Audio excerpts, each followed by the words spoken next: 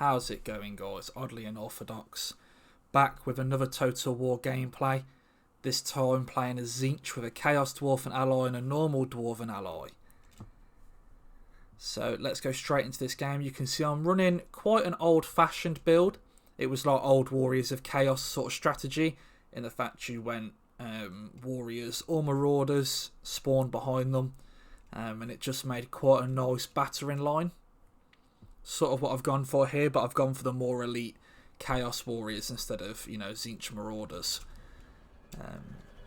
I'm just going to put this in slow motion because I'm guessing these two players were pre-made because they straight away started building this impenetrable box of Dwarven and Chaos Dwarven Alliance. Just give you a chance to look over some of these absolutely awesome models that they've released for Chaos Dwarfs. I think they've really outdone themselves, and I think there's some actual beautiful pieces.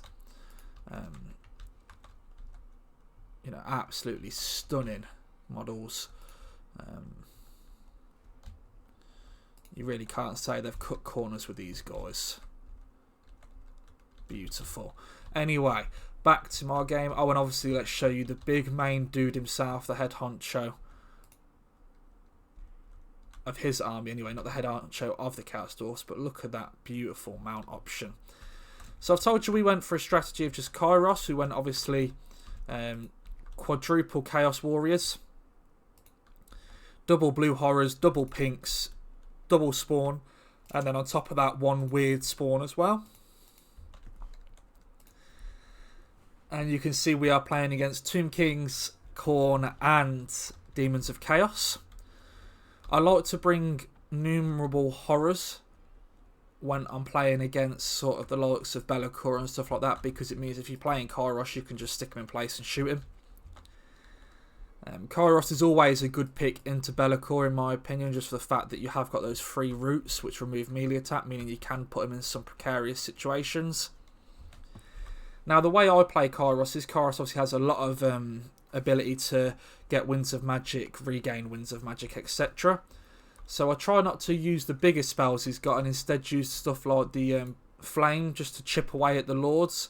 The Blue Flame's really good, or the Blue Fire, sorry, at chipping away at Lords or Artillery. And then the Pendulum's ace for getting rid of, hordes and hordes of forces. You can see all the cannons firing. Quite a few of them. 3 cannons in total, I believe. So we let them box. I didn't really want to sit in a box, so I sat in the trees waiting for my time. Very Tzeentchian, hiding. Waiting for the perfect time. And then the good news about when someone brings the likes of Belakor, there's not much left in their army elsewhere. Mainly because he's that much of an expensive unit. I think we're playing at 12,400 resources each. And Belakor's a third of that. He's a big amount of money. And Skarbrand's quite expensive himself. A little bit cheaper, but still quite expensive. You can see here we're just going to try and chip away a few shots at Skarbrand. See if we can take a little bit of HP off him. None of those really hit, if I'm honest. Belakor uses his Shadow Shroud really early. I'm more than happy for that. That gives me a bit of benefit later on to deal with him. He hasn't got his damage resistance now. If you're playing Belakor, you really want to save that until you get in the nitty gritty of it. God damn, they're cool. You can see here that Belakor's coming in, and I'm trying to bait him to this box mainly because I know there's units here which will be able to deal with him. Skarbrand's in there, caused himself a few issues, being a pain. And we run straight out of the trees and we start our fight. I didn't run my spawning straight away because I sort of expected a Pit of Shades to come from Belakor, but he didn't seem to want to use it. I did expect the Pit of Shades to come down. Would have been a good Pit of Shades.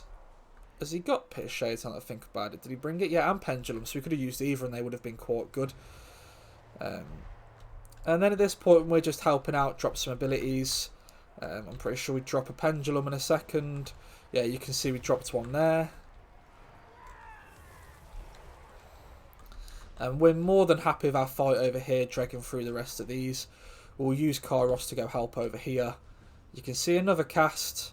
Scarbrand avoids a bit of it, but it still hurts, still ticking away that HP. And then you can see we Gaze of Fate him there, cause him to stay there, and we drop a Pendulum through those squads, and you can see the hail of pink horror and blue horror fire. He sent some skeleton chariots to try and make it stop. I'm fine with that. You know, I'll just tie them up with all the ranged units. And you can see I use my tier 3 ability there just to pepper all of these bloodletters with skeleton warriors. Just to really take some damage out, shut down a couple of squads.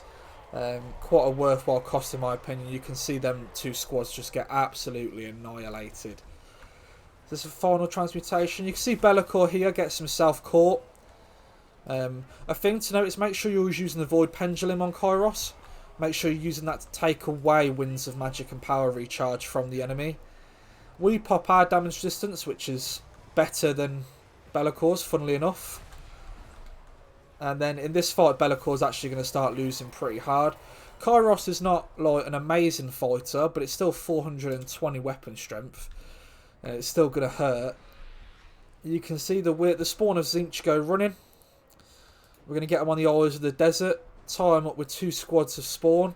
We're winning this fight quite happily, so we do apply the weird spawn over here to try and help clean out some of the chaff. And you see the chariots, there's not enough of them to try and break through everything, so I'm just constantly turning, shooting wherever they don't, you know, manage to hit. And we're breaking down the Beast of Nurgle there as well. What's that just tried to drop? No idea. You can see that we're chasing Belakor off, not wanting him to get away. You know, he does heal, so we're going to use the next Gaze of Fate on him. He does heal if things around him are retreating. Little Goblin Labourers. What a funny little unit. So if things are running away around him, he does heal. So we're going to try and kill him here so we can't get any of that healing done. We're cleaning up the fight here quite happily. You know, they're dying to the spawn. We're going to send some Chaos Warriors over to help. And these chariots are being tied down. Obviously the pink fires doing a great job. Same with the blue horrors of applying the flame attacks to the skeleton chariots. So regeneration's not so great on them. You know, any healing stuff like that they're not going to do too hot against. And you can see here that Beast of Nurgle's done. I've managed to chop through that Beast of Nurgle. Now we're going to help get rid of these chariots. It's pretty much won. I now decide that I'm going to go Goon Archon.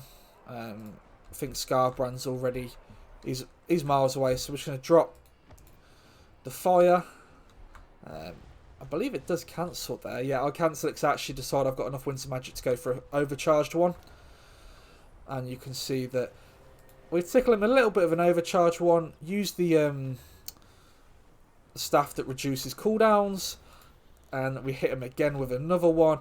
And then we Goon Archon here. Get rid of him. Make sure he doesn't get any magic.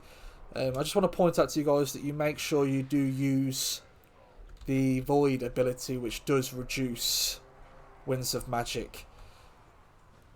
You know, you can see here that Archon's going to go down. That's him dealt with. We've cleaned up our fight here. And everything else has been worked pretty hard. I don't think there's much that's going to be... I think I'll drop Meteor here just because I can. Just because it's what I had access for. I knew the game was over. Still had a lot of troops available. And as you can see, it's not looking too hot for the enemy. Now let's go have a look at some values. See what we're working with. Kairos, he didn't make his money's worth, but he's still full HP and quite a bit of magic to spare, so I'm more than happy with near 1639 value. The weird spawn again made their value back. I think Chaos Spawn are one of those units that as long as you don't leave them to get shot to pieces by missiles, they always make their money's worth. You know, the Chaos Warriors didn't really get a favourable fight, but they did what I needed them to. The Pink Horrors, you know, that one nearly paid for itself, that one did. And the Blue Horrors, you just bring them mainly just to buy time for your Pink Horrors. And if you need something to plug the gap of a ranged unit, well, a melee unit, you can just shove them in there and they'll do for a little bit. This has been Oddly Unorthodox. If you've enjoyed this, make sure you like, comment, subscribe. and I'm going to catch you on the next one.